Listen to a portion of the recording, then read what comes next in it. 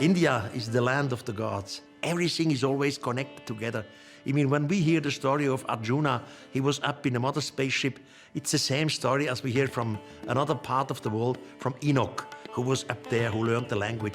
It's all different names, but in the base, the same stories. Arjuna was the one who was up there in the cities of the sky. And he was there many times, not only one. Between his visits on the sky, he always returned to the earth. Arjuna even gives the name of his pilot. The pilot's name was Matali, who brought him up there. And Arjuna describes that he saw hundreds of different Vimanas up there.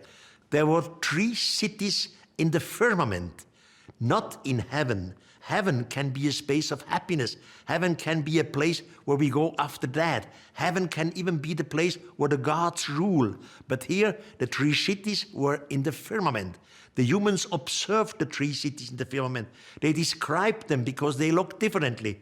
Now, Arjuna was one of the humans who was up there in these 3 cities. And he describes the 3 cities. He describes the fight. And he describes that there were many, many Vimanas.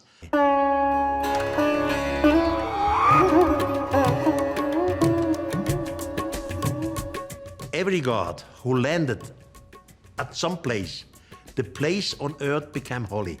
And the humans were happy to be visited and taught by the gods. In honor of the gods, the humans made temples.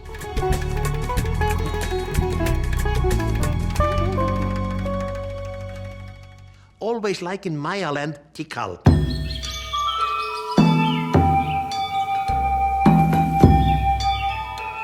Tikal, you have a gigantic pyramid because the gods landed one here.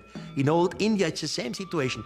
They constructed pyramids which are comparable to the pyramids in Central America, not comparable to the pyramids in Egypt. The pyramids in Egypt had this form of a triangle, not the pyramids in India or the pyramids in Central America. They look like towers.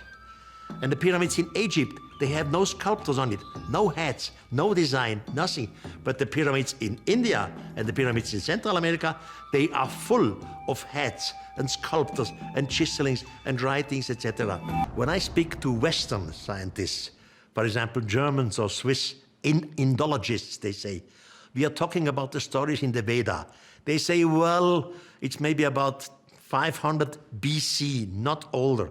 When I ask the same questions to Hindu professors, which know much more than our Western scientists, they are saying at least 6,000 years in the past. It's much older than what we thought.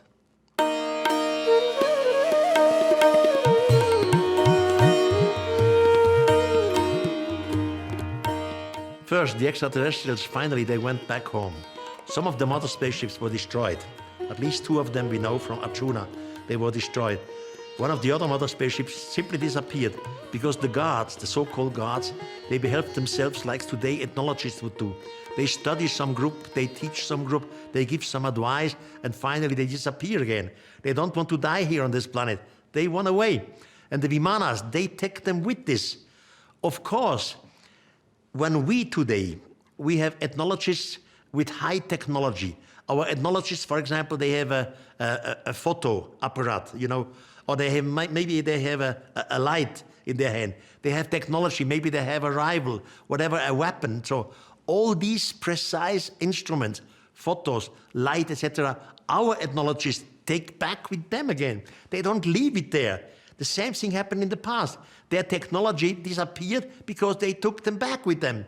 And even if we had some cases where some objects were left, we are talking about 6,000 years from now. So the objects of extraterrestrials do not exist anymore. I would be glad to find an extraterrestrial hammer where I can write there, well, made on Jupiter.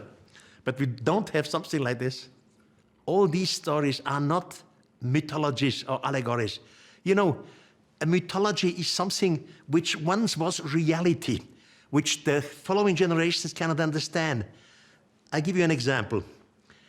Imagine that our planet Earth would be destroyed. For whatever the reason is, it doesn't matter. And a few people would survive, let's say somewhere in the high Andes or in Tibet. Now, what would these few humans do? They want that the human race survive, so they make children. Now imagine there is a father and he has his 2-year-old boys on his knees.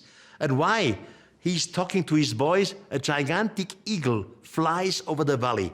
And the father says to his boy, look, my son, in my time, there were birds, they were 100 times bigger than that eagle up there in the sky. Humans were sitting in the womb, in the belly of these birds. There were little windows. The humans were looking down. And faster than an arrow, these gigantic birds were flying over the big waters. They came to a country which had houses. Their houses were so high, they were scratching the clouds. Now one generation passes. The boy becomes a father, and he has now his boy on his knees. And again an eagle flies over the valley. Now what would the father say to his boy? You won't believe it, my son. Your grandfather told me once that there were birds which were 100 times bigger than that eagle up there, that humans were sitting inside the birds. So it's only 2 generations, and from the reality of our flying aircraft becomes a mythology. Mythology was always a truth, not in the detail, not precise, and not in the dating, but mythology always have cores of truth. And when the ancient Indians describe flying machines, Vimanas, and they describe different flying machines, that was true. They even say that there was no technology on Earth to make these flying Vimanas. It was not an allegory, not just myths, just don't not happen. Myths always have a true core.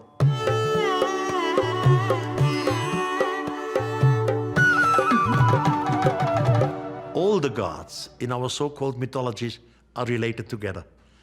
Mythology was once reality, and the different people came up with different names, but the meaning behind it is the same. For example, I know from the Maya literature, at least in the Maya, I told you the books were destroyed, but new books were written after the destruction, the so-called Chilambalam books. And there, the Maya priests tell us about the destruction of the earth by a gigantic flood. But the same thing you can read in Plato. Plato is Greek. Now between the Maya, Central America, and Plato, Greece, are 15,000 kilometers and the Atlantic Ocean. So there was no direct connection, but they hand down the same story, because it was the same story, just written by different people. Now you never know at what time it happened. Compare it again to Christianity. In Christianity, we have an example which we say Jesus Christ was living in Jerusalem. And we can date Jerusalem more or less 2,000 years in the past. We can even make clear the location. Jerusalem is in today's land of Israel. Now, the message of Jesus went out over the planet, and maybe 1,000 years after Jesus, in Africa, a tribe hears for the first time about Jesus' messages, and now they start to paint and to construct a church in honor of Jesus. It's the same thing in old India. Once these gods were a reality, they were extraterrestrials, they were teachers. Now the people separated, spread out throughout the planet Earth, and they took their so-called myths, in reality, stories with them, and they rewrote them with other names. But it's all the same story. The gods descended in all the cultures were extraterrestrials. For example, there is the almighty god Shiva. And Shiva had a flying machine, a flying bird.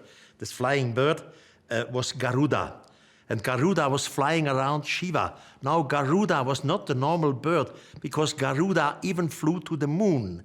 Garuda was able to fly away from our solar system.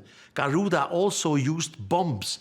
Garuda were bringing his master Shiva to different places in our solar system, not only on Earth. So Garuda was a kind of spaceship, space vehicle, etc. You see, in our Christian Judo tradition, we have what we Christians call the Bible, or the Jewish community call the Torah. So maybe this is, let's say, 500 pages. But the Indian traditions, these are 5,000 pages. It's not comparable. And, you know, all the other traditions, the written traditions, disappeared. I said before, the Maya books were destroyed, except 3, and 2 of them we cannot read. In South America, the Incas, they had no writing. In India, they had writing, and incredible amount of writing. The same thing happened in Tibet. Tibet is the highland. There are two writings which survived, the Kanshur and the Tanshur. These are the holy writings of the Tibetan society. And again, it starts that the gods descended from heaven.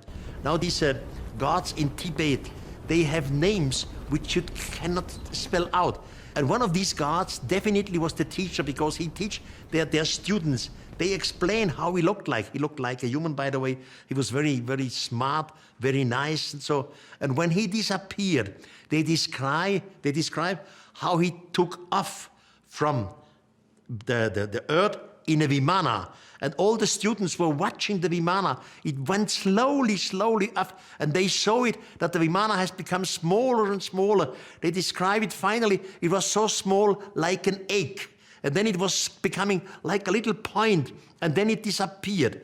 And before this God in Tibet disappeared, he left, like in other societies, writings for mankind.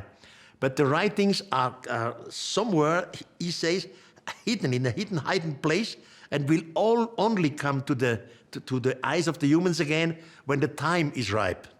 Obviously, we don't have these writings of the gods. The time is not ripe yet. The idea of chariots of the gods has come in the Bible with the prophet Ezekiel. But the prophet Ezekiel, again, you can compare to Indian chariots. You know, what the Indian gods were flying in chariots. The chariots were always Vimanas. The chariots were always what we would call space vehicle, but not mother spaceships. The chariots only had a small distance. They could move in our solar system, but not to another star.